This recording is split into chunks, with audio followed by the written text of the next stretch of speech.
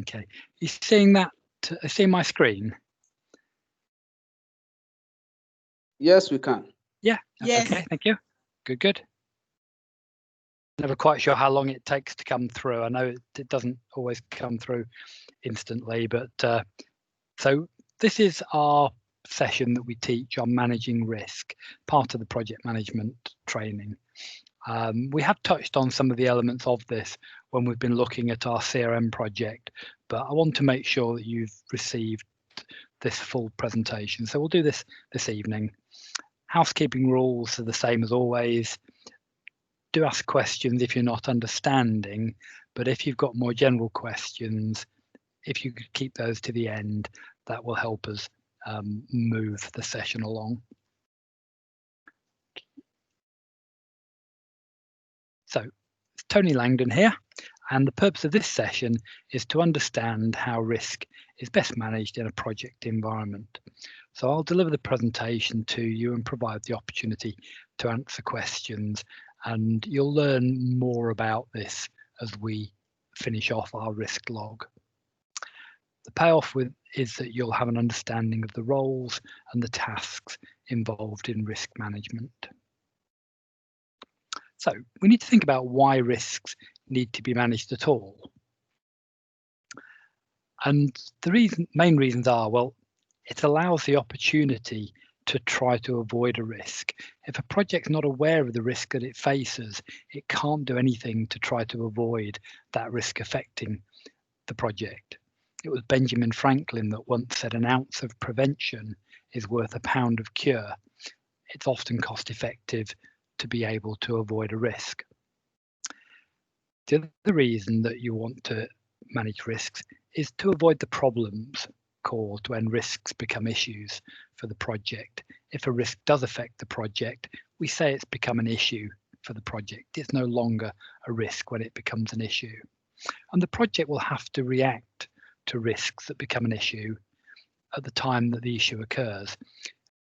Planned our response already for that risk, we'll have to spend time developing a plan, and we may struggle to get the things that we need to implement the plan at short notice. So, for instance, if there is a risk to a project that is due to the scarcity of a particular technical skill that the project needs, the project doesn't recognise this risk early on, it may miss an opportunity to ensure that members of the project teams have the right skills to cope with perhaps illness or staff turnover. There may be opportunities to train people in the skill, and if we identify that we've got this risk, we can do things to avoid the risk. And if we don't recognise the risk that a project faces, we miss the opportunity to decide what can be done to reduce the likelihood of the risk occurring or to reduce the severity of the impact on the on the project. If we're to prevent risks becoming an issue for the project, we need to identify the risk and manage it so that we don't need a pound of cure. But if it turns out that we do need a pound of cure, we know exactly where we can get one. Okay. So where do we start with risk management? Well, we met this when we were talking about our RAID log, and I proposed that there were 5 basic steps in managing risks. The first is we need to identify that a risk is going to affect the project, because projects can face risks from many areas. And because it's common for projects to face risks, an organisation may have a standard list of potential sources of risks.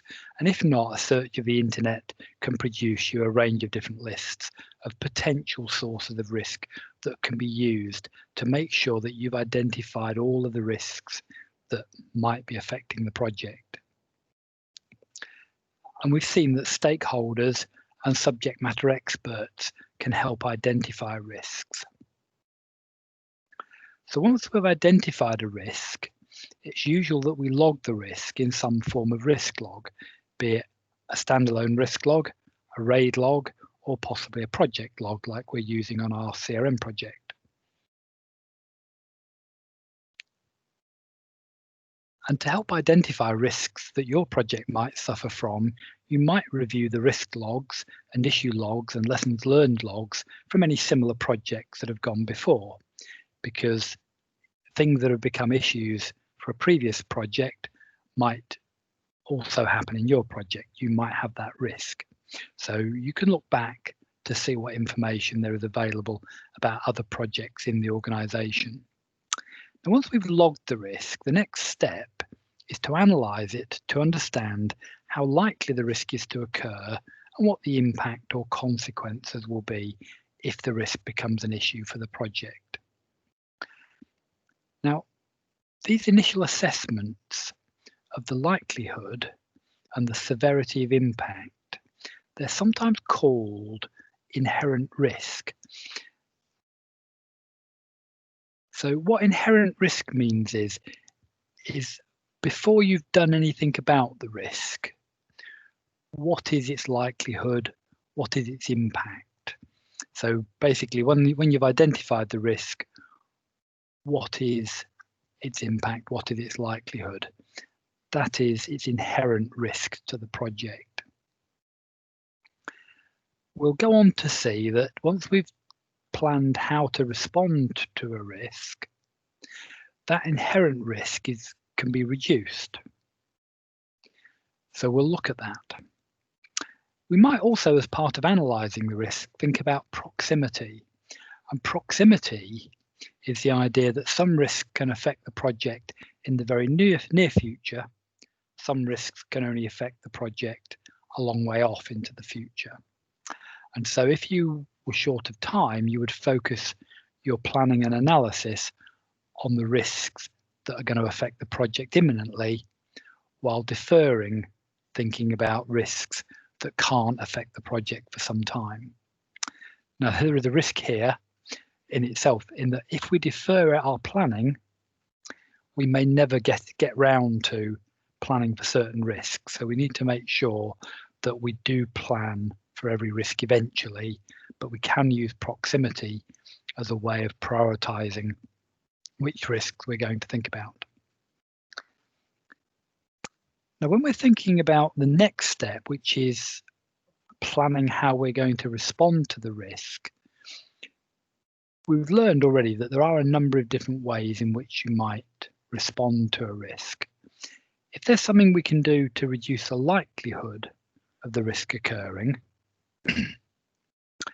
you would talk about this as being a method of risk reduction.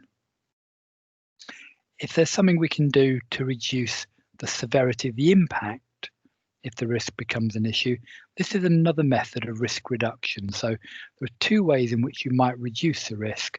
One is to reduce the likelihood, and one is to reduce the severity of impact. The next thing we might do is we might decide that we can change something about the project that avoids the risk actually being a risk to this project. And this is called risk avoidance. So if you can avoid the risk, that's called risk avoidance. Now, you may decide that we don't want to reduce the risk and we can't avoid it. But if it does become an issue, we want to plan our response.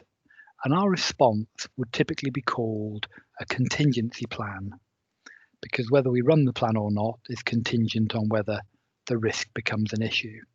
So if we're going to not reduce the risk and not avoid it, but we're going to plan for the risk becoming an issue, we say that we have a contingency plan.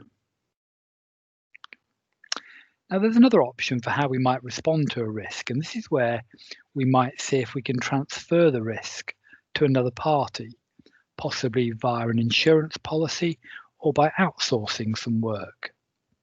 If we want to transfer the risk to a third party, we need to carefully consider how much of the risk can actually be transferred, because an insurance policy might pay out a sum of money to cover a loss, but that money can't cover the impact to our reputation if a risk becomes an issue for us.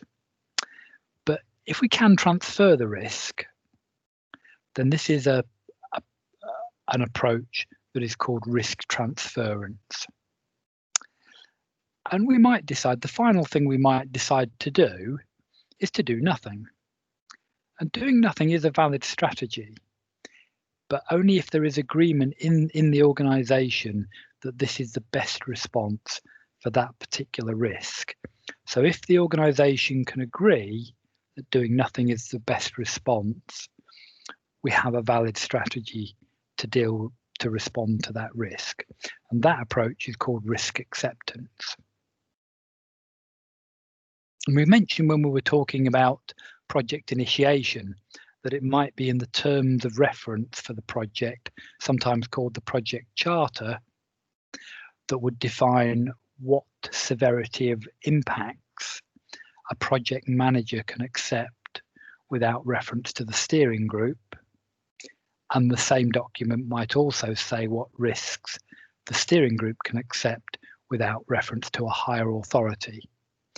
Often within an organisation, there will be some higher level authority that can decide how certain risks are going to be managed. And it's the project charter that says who in the project can decide how risks can be managed. And if we're not allowed to take the decision in the project because it's too significant a risk, then the project charter will tell us where we can go to get the risk accepted. So as an example of that, when TSB Bank migrated to its new systems in 2018, there was clearly a risk of some problem with the system affecting the service that customers were going to receive. So that risk wouldn't have been accepted by the project team, it would have been accepted by the main steering group of TSB, because the steering group wouldn't have had the authority to accept that severity of risk. Now, once we've planned how we're going to respond to the risk, we need to implement our plan. So if we've decided we're going to change something that's going to affect the likelihood or severity of the risk, or we want to transfer the risk, or we want to put a contingency plan into place, we need to implement those changes that we want to make. And once we've implemented those steps, we can say that we've mitigated the risks, and we can record in the risk register that we've mitigated the risk. What we could then do is we could now perform a new assessment as to how likely it was that the risk would occur and what the impact would be on the organisation as a result of the mitigation. And some organisations may also expect you to track the cost of mitigating individual risks as part of the project finances. So sometimes the cost of risk mitigation is captured separately to other costs within the project. And then the final step with managing risks is to then monitor them and implement our plans for risks that become issues. And we need to keep monitoring risks until they can no longer affect the project. Only at that point can the risk be closed in the risk register. But if the risk becomes an issue, we need to implement our contingency plans if we have them. So this is the basic process of managing risks. It's got these 5 stages: identify the risks, analyze them, plan how we're going to respond to them, implement our plans, and then monitor them and implement our contingency plans for risks that become an issue. So any questions on that basic approach to managing risk before we move on?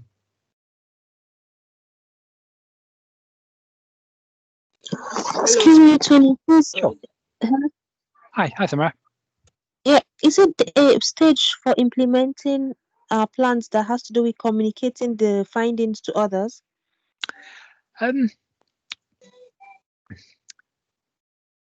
Or it's not necessary? Yeah, that's a good question. Yeah. What you found out? Yeah, so I think you're right that when we're doing our risk analysis and when we're planning how to respond to the risk, ultimately somebody needs to agree that our plans are sufficient. So in our own project log, against the column that is called mitigation approach, there is a mitigation approver. It's that person who would approve the mitigation approach. And for us, that's likely to be Yetunde or maybe Ravi or maybe me, depending on what authority we've been given. And once the approach is approved, at that point, you would move on to implementing the plan because you've had the approval to do so, but you would also communicate those changes that you were making. So if somebody is going to be affected by those changes, you would communicate it as part of implementing the plan. Yeah. Is that okay? Okay, thank you. Yeah. So I think this stage. Hello. Hi, Tony. I want to ask a question about contingency plans. Yes. Are they the same thing as the plans that you take or the actions that you take when you want to respond to risk, no matter how the risk, in the form of any form of risk? Sure. No, they're different in that you can respond to the risk in these different ways that I was describing. You can reduce the risk, you can transfer the risk, you can avoid the risk. All of those are some sort of planned activity. You plan how you're going to respond to that risk. A contingency plan is something very specific. A contingency plan, you only run a contingency plan, you only implement the contingency plan when the risk has become an issue for the project. With those other sorts of plans, with those other sorts of plans, so if you plan to avoid the risk, if you plan to reduce the risk, you would implement those planned actions immediately. But with a contingency plan, you would only implement your actions if the risk becomes an issue for the project. All right. Yeah. Thank you. Yeah. Okay. Yes, thank you. Yeah. Any other questions? Okay. So I think we can move on and we will look at some further examples. So these are the different responses that I was talking about. So we can look at some examples here to help you understand the difference between these different risk responses. So say, for example, the project is running an outdoor event. And so there's a risk that the event will be affected by rain. And the impact of this might be, one of the impacts might be that people attending the event would ask for their money back. So we could avoid the risk by moving the event to an indoor venue. If we do this, then the risk is completely avoided by our response.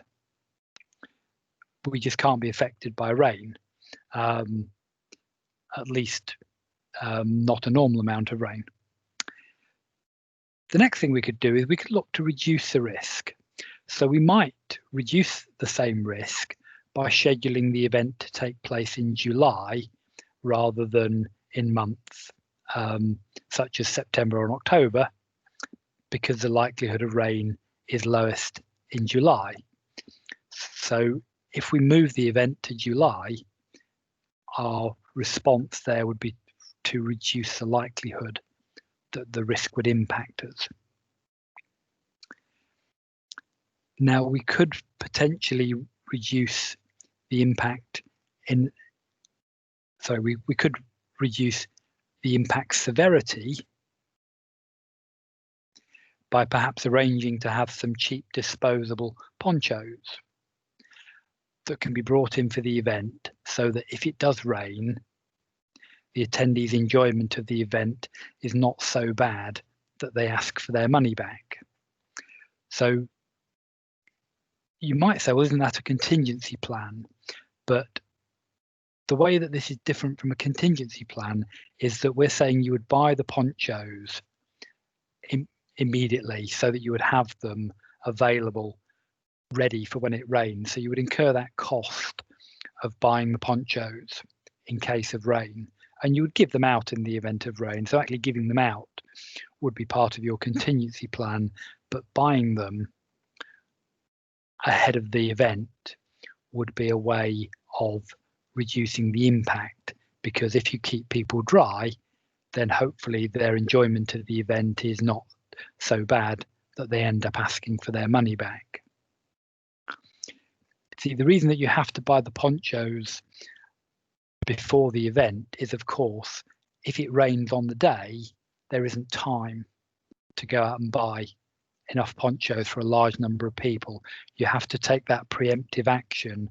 You have to implement your plan of buying ponchos before the event in order that you have them to then give out if it does rain.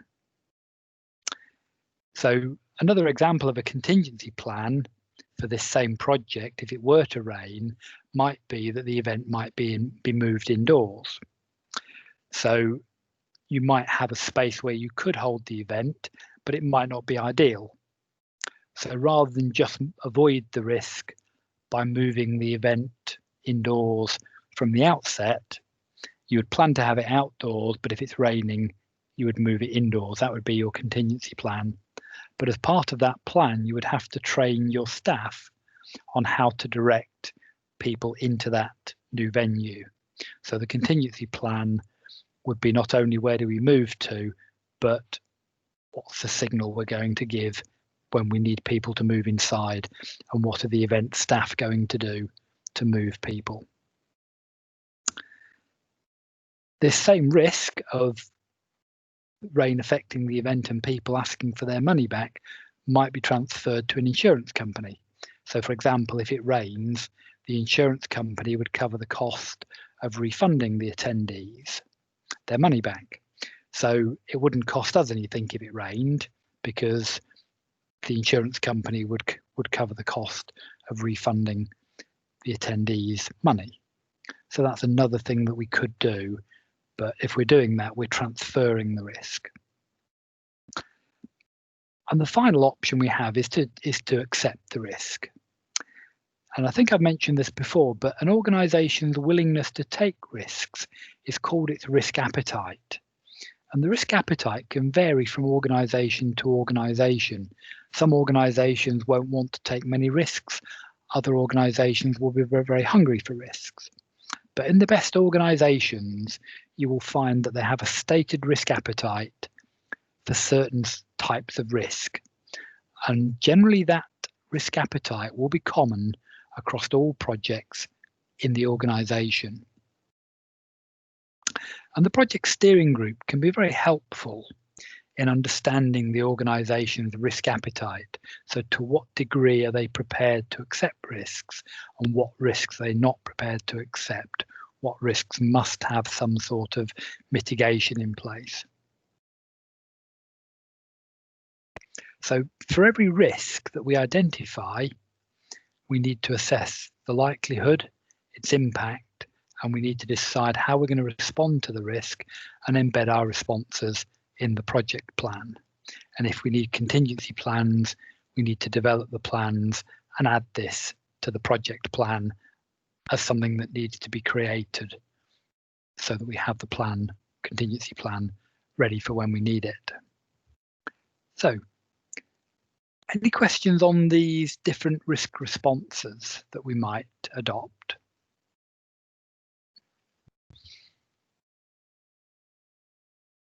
Okay, so we list these sorts of responses out for you so that you can think about each risk in turn and say, is there a way to avoid the risk? Can we reduce the likelihood?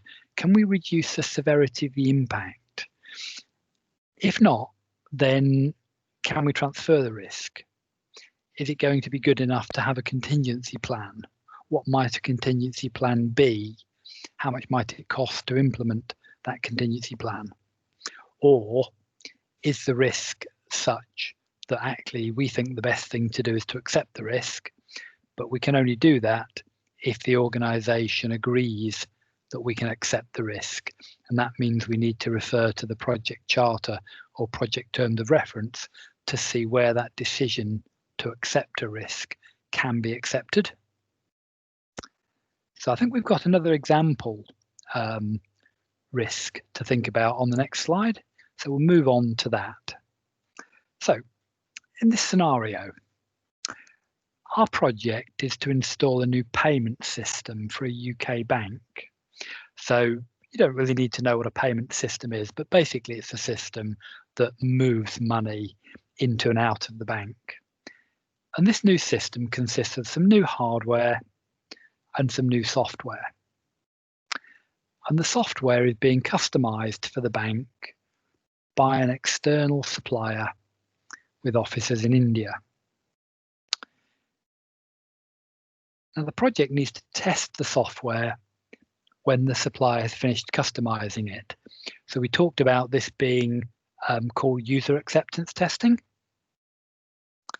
So when the software has been configured, we need to test it. We need to do our user acceptance testing and sign it off. But it needs to install some hardware to run the software before the testing can begin. And the hardware is going to be supplied and installed by the hardware vendor who has an office in the UK. So what we're going to do is we're going to look at a risk that was identified in this scenario. And the risk that was identified was that the coronavirus pandemic, which was known about at the time, could represent a risk to the project. So our task is to analyse the risk for its likelihood, its impact, and its proximity, and then we need to suggest how we should respond to this risk. So with hindsight, it's very easy to see that this risk is very likely to affect the project because we've got staff working in India, we've got staff working from the hardware vendor in the UK. So in either of those countries, if a pandemic hits, then potentially the customization of the software might be delayed or the installation of the hardware might be delayed, which means that the software can't be tested. And if it can't be tested, it can't be accepted. And if it can't be accepted, we can't go live with our new payment system. But before the pandemic had occurred, we would have to try to estimate how likely it was that this event would impact the project. Now, I think I would say that I would have assessed the likelihood of this risk affecting the project as being quite low because I've not really had any experience of a pandemic. So you can see how when we make these assessments, we're trying to use our professional judgment about things, but we're only as good as the knowledge that we have. So it's always a good idea to think about, is there somebody who might understand the risk better than you do? And particularly for risks that have a very high impact, it can be worth seeking second opinions about the likelihood of the risk. So I would have said that this impact, the likelihood of the risk was quite low. Perhaps with hindsight, we might say actually the risk is quite high. Now that we know and understand a bit more about how pandemics work, we can see that given the amount of international air travel that there is, if there is an epidemic in one part of the world, it certainly has a lot of potential to spread quickly to other parts of the world if the disease is easily transmitted. And of course, when we're assessing these risks, we don't know whether a pandemic that will hit us is going to be an epidemic of something that is easily transmitted or something that's perhaps a bit harder to catch. But for it to become a pandemic, you might imagine that it must be reasonably easy to be transmitted. So we assess the likelihood. The next thing we need to do is think about what the impact is going to be. And of course, the impact might be that it could incapacitate members of staff. It could prevent members of staff working in the same office, and that could slow work down. And it might mean as well that hardware can't be installed because the engineers can't travel to the site because of some local lockdown. So all of these things would tell us about the impact of the risk. And finally, we need to think about proximity.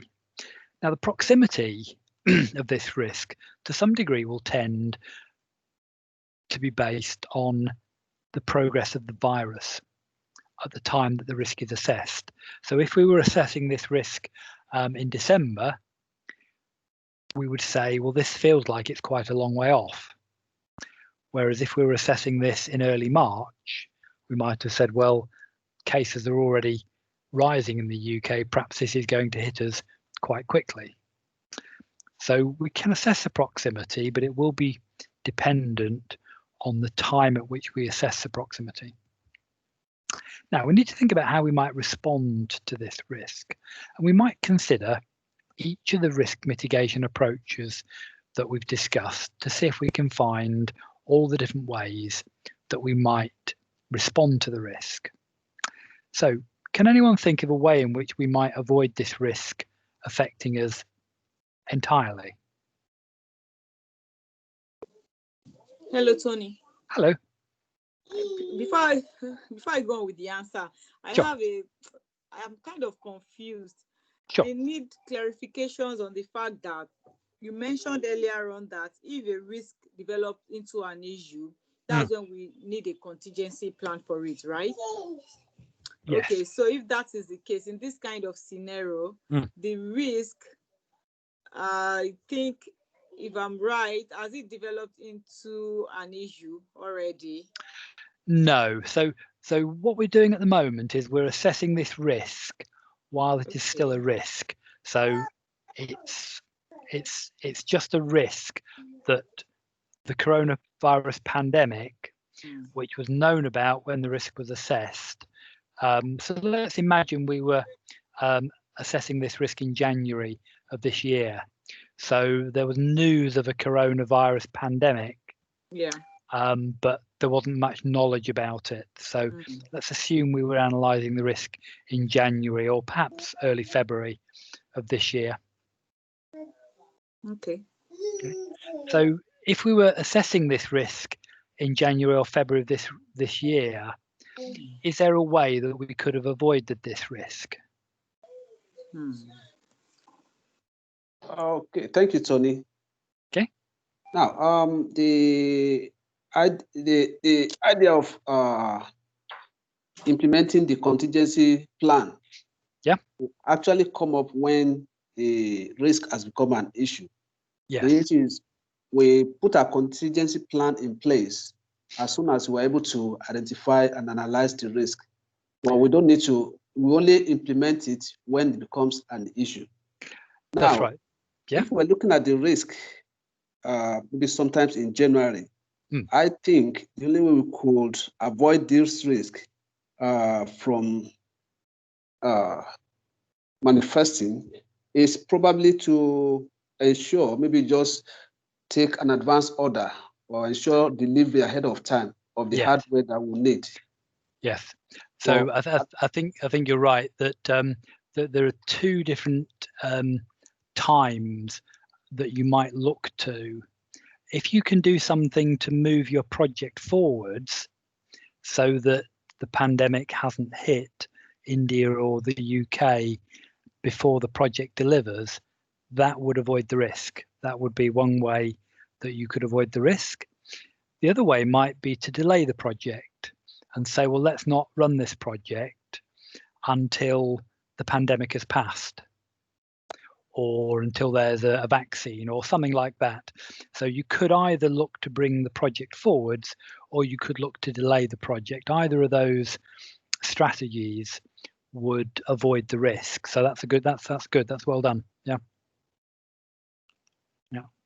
Okay. Any other thoughts as to how we could avoid it? Yeah, sorry, still associated with that. I'm just thinking, if we now decide to maybe bring the project forward, we are likely to run into some additional costs. Yes. For example, if we're supposed to take delivery of the hardware equipment, say, let's say sometimes in September, because we want to avoid the risk, we now decide to just pay and get the equipment delivered in March or April. Yes. The cost of funds for the 6 months in between, if it's significant enough, it might hit the project hard. Yes, it might. And this is one of the reasons why, if you're proposing a risk mitigation strategy, it is normal that somebody would need to approve it, because as you've pointed out, there may be a cost to the mitigation strategy.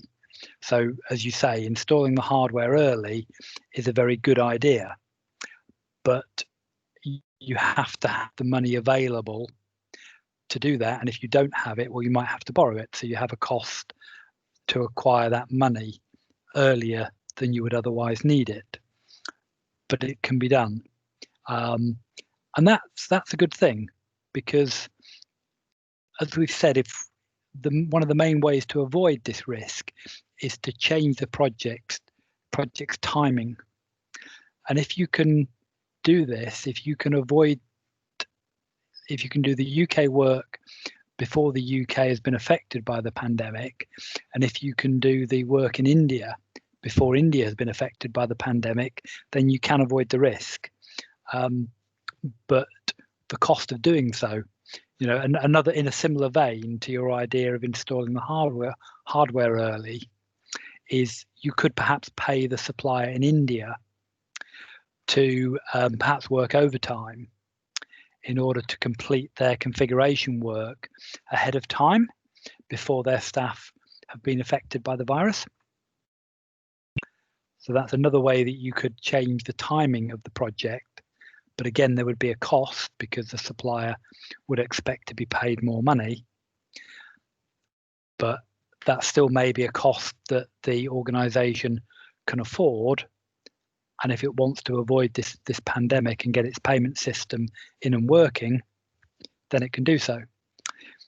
One thing that you need to think about, though, and we saw this when we did the RAID log for the CRM project, is sometimes our response to a risk can create a new risk of its own.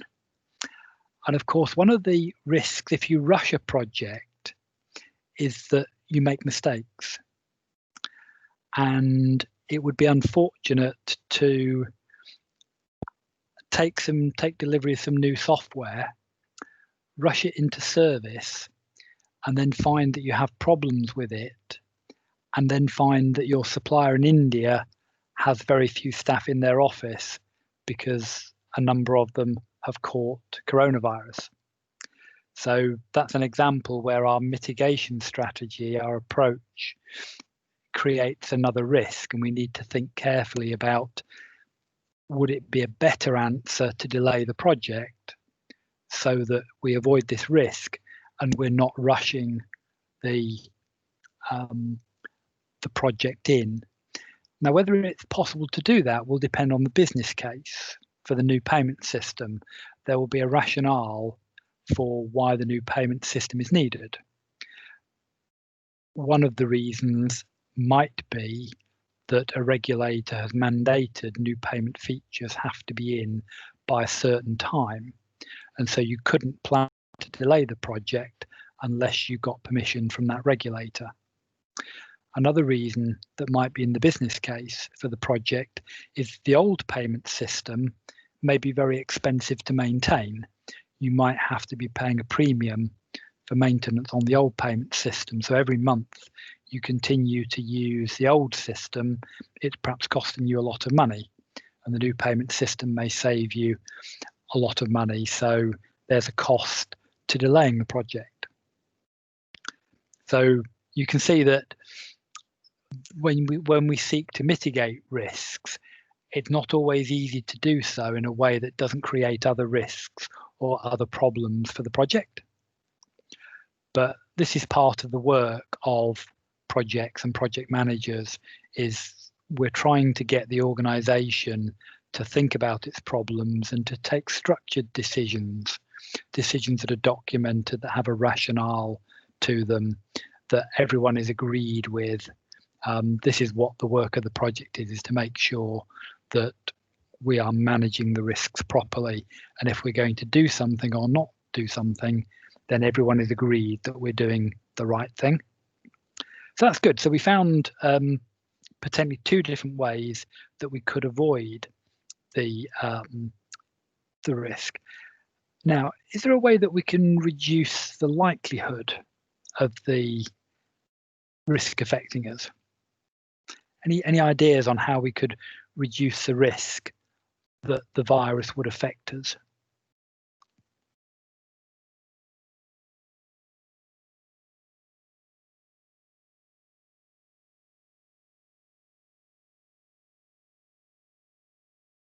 Okay, so I had one idea that I'll throw out, and that was that when the pandemic started to come to the UK, we were given advice about different ways to avoid contracting the virus, and it was things like hand washing, not touching your hands to your face and mouth, perhaps wearing a mask, staying distant from people.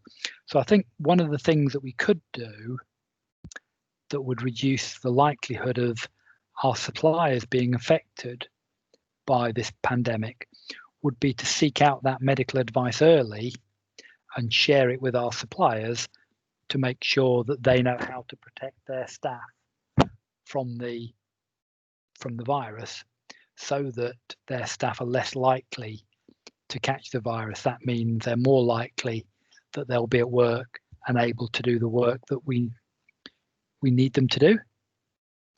Now, I think you could criticize this as a strategy, because although it would reduce the likelihood of the risk, you can't eliminate that risk.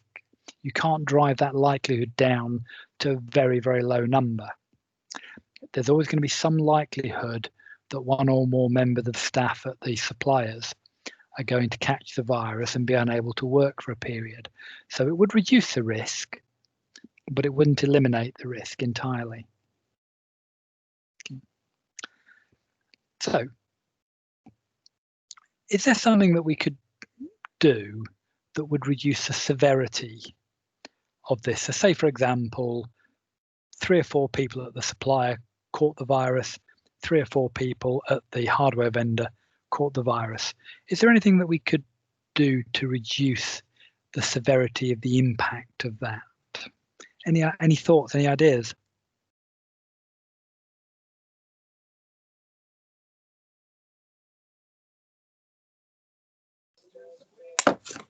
Maybe Sorry. Okay. lockdown. Sorry, you're saying lockdown? Yes. Yeah. Okay.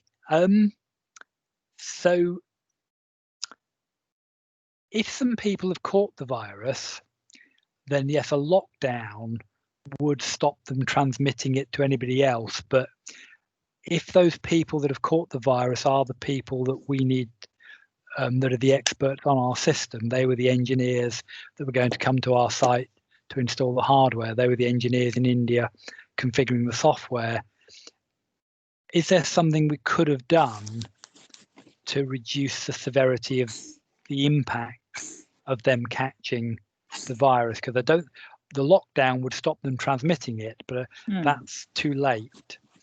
The staff that we're relying on have already caught it. So is there something we could have done before they caught the virus that would reduce the impact if they catch it?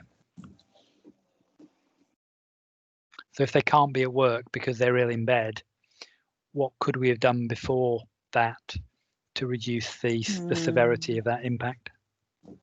Maybe awareness to prevent catching it. Yeah, so I think some awareness. So that sort of goes to this idea about we could reduce the likelihood by making sure that medical advice is available to everybody on how to avoid the virus. But I was thinking that one way that we could reduce the severity of the impact would be to require the suppliers to train other staff so that they have more staff who would be available to do the work. So if, for example, they have 4 people that know how to do the work, well, if they train another 2 people, so that there are then 6 people, if 4 people are off ill, well, there are still 2 people left. Yeah, exactly. So it's like having a backup, and we would say that other people doing the work would be a contingency plan, because those other people would only do the work if the risk became an issue for the project. So if 4 people caught the virus, only then would the other 2 people do the work. But our response, the thing that we can do to reduce the severity of the impact, is to require the supplier to train its staff so there are more people that could do the work. And that's something we could do. And in fact, that's something we'd have to do before the risk became an issue for us. That knowledge transfer would have to have happened before the 4 people have to be off work with coronavirus, because they can't train people if they're off ill. So I think that's one idea, is that we could train some staff, train more people on how to do the work, so that if some people are off ill, if that risk does become an issue for us, we've got a contingency plan that we can implement, which is that there are other people who can do the work. So we've seen that we can have a contingency plan. So we need to think about, can we transfer the risk to somebody else? Is there somebody else we could give this problem to, and thereby make it their problem rather than our problem? Well, we could potentially find a supplier somewhere that would take on both tasks, the configuration and the hardware, or take on the job of managing it. But that supplier is going to be no more able to reduce or avoid the risk than we are, because in a global pandemic, basically the same risk is affecting everybody. It doesn't seem likely that we can transfer the risk to somebody else. Now, you may be able to take out insurance against it. So you may take out insurance that would pay you a sum of money that would allow you to pay for the old payment system to be kept running. So you could avoid the cost associated with delaying the project by taking out insurance. But you would still have staff in India and the UK being hit with the coronavirus and the project being delayed. But the cost of that delay you could transfer. So there would be an option to transfer the cost element, but not the delay element. So is there anything else I need to say about this?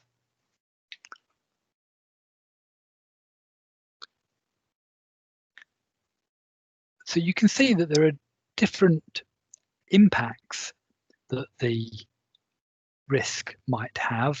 So there might be problems in India, there might be problems in the UK, there might be problems travelling, there might be problems working in the same office.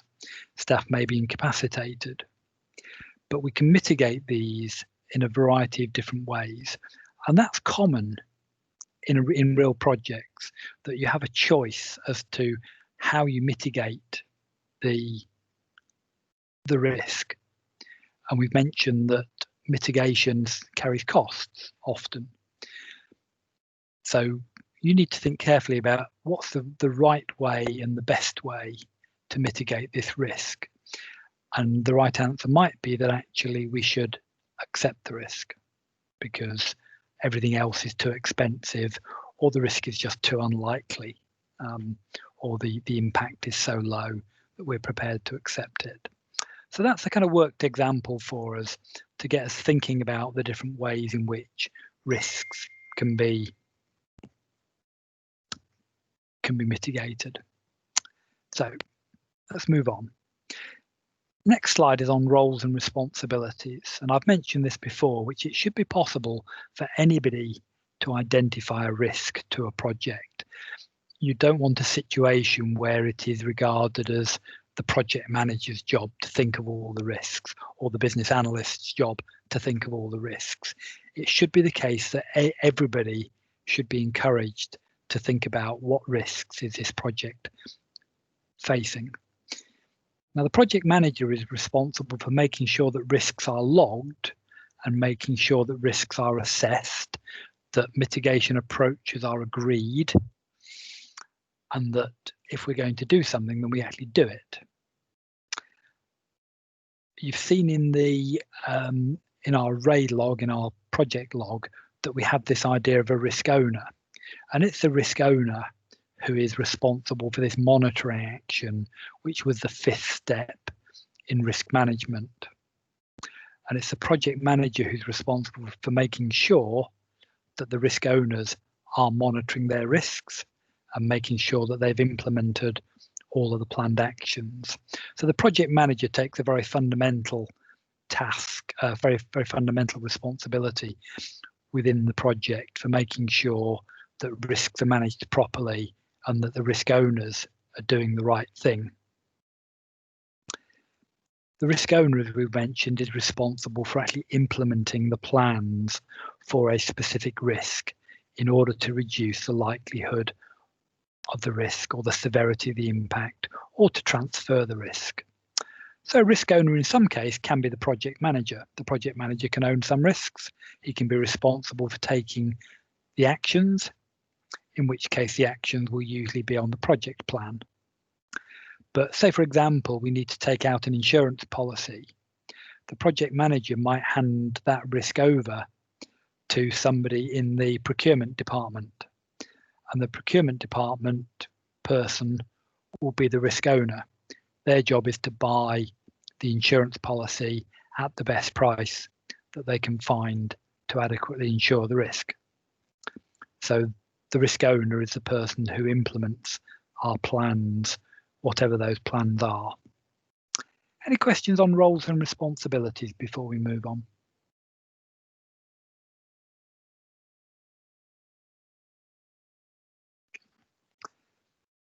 So one of the main things that the project manager can do to make sure that anyone is able to identify a risk is to make sure that everybody who is involved with the project knows where risks are logged and knows that there is an open invitation for anybody that sees a risk to log it. And this is why in our project log, we have a status called new. What that means is that anybody can log the risk, they would log it with a status of new, and what the project manager can do is every week, perhaps after they've written their weekly status report, they can go through the RAID log, see if somebody's added any new risks, and if they have, they can start assessing those risks and start planning our response to them. But there needs to be an open invitation from the project manager to anybody. If you see a risk, please log it. We will then deal with it. And that's one of the most effective ways to capture all the risks that are facing a project. Okay, so in summary, risks need to be identified and assessed early on in the project, but it is an ongoing task. So we talked about during the initiation stage, that's when that's the first opportunity we have to identify and assess the risks, but we carry on identifying and assessing risks and monitoring them throughout the project. And everyone involved in the project should be encouraged to report risks that they become aware of. So we should log the risk, we should assess it, and we should assign a risk owner to carry out any planned mitigation or transference to make sure that happens.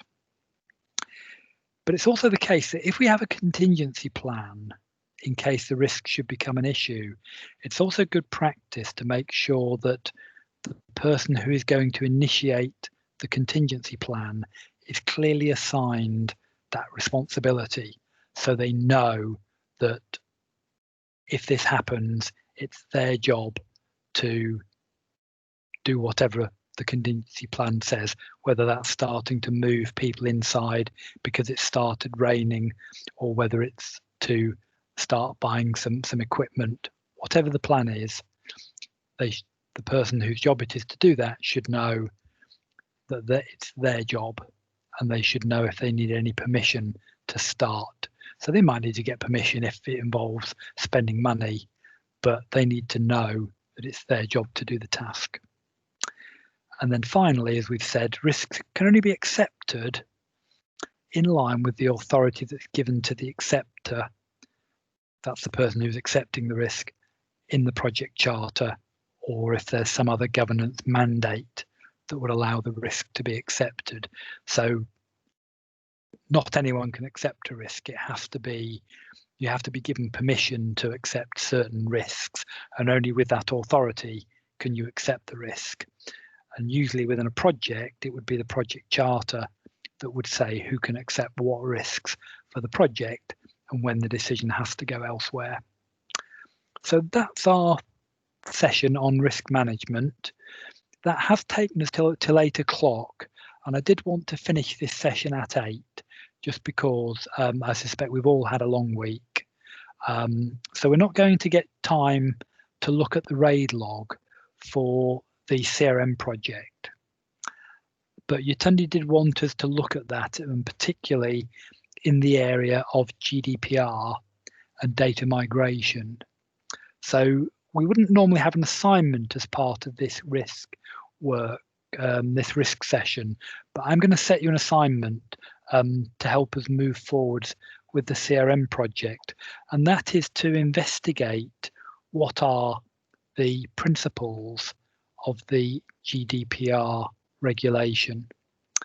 So GDPR stands for General Data Protection Regulation, and what I'd like you to do is to do some research into what the principles of GDPR say, make some notes on them in a Word document, and be prepared to submit that Word document in a week's time to our Google Drive.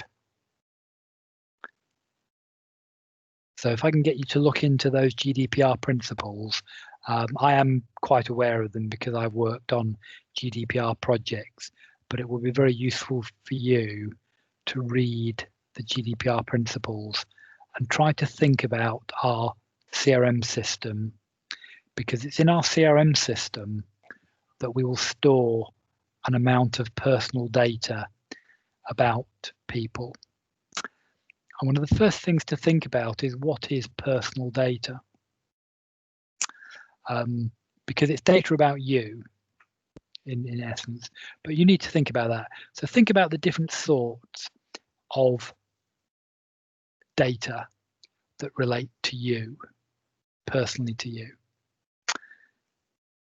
So where you live, your house address, your phone number, these are examples of personal data. What you need to be thinking about is what are all the different sorts of data that's personal to you? What sorts of things are personal? And if you have time and you wish to, you can then start to think about, of those items of personal data, what do we need to collect in our CRM system if we are going to help people that want to improve their skills to receive training? What bits of data do we need to capture from them? And if you want to make a list, that will help us as we move forwards with the CRM project. Is that okay? What I can do is I can send you out via Telegram a list of those things that I've just mentioned. So think about the GDPR principles, think about what personal data means, and think about what personal data we're going to need in our CRM system. So it's those 3 items that it would be good for you to look into. So I'll send you those 3 items as a list via Telegram. And if you can prepare a Word document with your thoughts on those 3 things for a week's time, that would be good progress for us. Is that okay? Yes, that's fine. Do Yeah. we do it as that a would be team, great, sir. or you want us to do it individually? So I think it would be useful for you to do it individually. If you do want to meet as the summer cohort to discuss GDPR, just to make sure that you've all understood the principles and you're starting to think about what the data items are for our CRM system, I think there is a good opportunity for you to meet and bounce ideas off each other, talk about it, see if you're all in agreement as to what your understanding is, because GDPR is a very important regulation. Virtually every business has to deal with personal data. If it has customers and those customers are people, then it's almost certain that they have to deal with personal data. So it's a really worthwhile thing for you as part of your training in business to learn about GDPR, because it will be useful in any business. So it's useful. Yeah. So if you can get together as a summer cohort, I would do so, but I would also encourage you to do a bit of independent research via Google and just see what you can find out about the GDPR principles and what sorts of data is regarded as being personal data. Is that okay? Yes, that's Yeah. fine. Yeah, that's okay, Tony. Yeah. Okay. Thank you for that. And then I'll just give you a very quick update on the CRM project. Following the demonstration we had of Fresh Sales, we were sent a link to allow us to start the trial version. And I've used that link to set up our trial version. All I've done so far is just configure some users that can log into the system. That's the extent of the configuration that I've done. So I've created a user ID for Ravi. I've created one for me. I've created the initial user ID that's created when the trial is set up is like a super user. So I've given that a name that identifies it as being a super user. And this is very common in systems where you have some sort of administrator account that allows data to be deleted, configuration settings to be changed. And it's a very powerful account. You can break the system generally using this super user account. So you really need to be careful who uses that and what they use it for, because used incorrectly, that super user account can do a lot of damage. So it's good practice to have, if you are the super user normally, if you are the person that configures the system, it's good practice to have another account that is a normal account that isn't a super user. And normally when you're doing day-to-day work in the system, you log in with your normal account.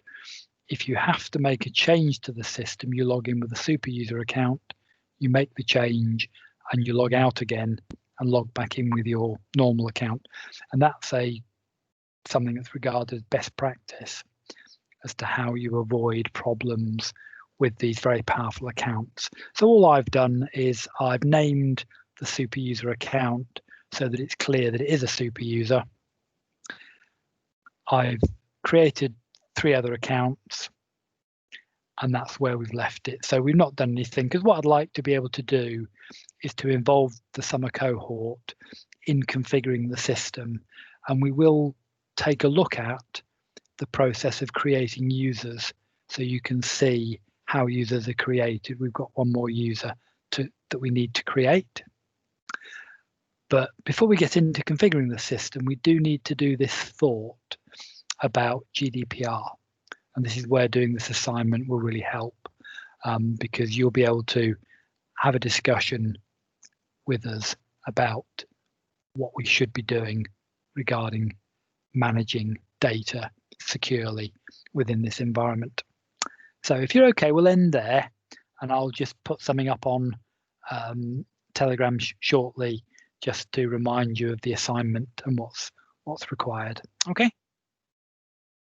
Okay. Okay. So, Okay, thank you very much, Tony. yeah, no problems. So I shall stop the presentation there, and I shall stop recording, and the recording will be up on YouTube tomorrow as well if you want it, and I'll put a message out on Telegram when the recording is available for review. Okay. Yes, Okay, everyone. thank you. Yeah, Yeah, have a good night. bye. Oh, You too, Cheers. have a good thank weekend. you very much, Tony. Yeah. Bye, everyone. Cheers. Thank you.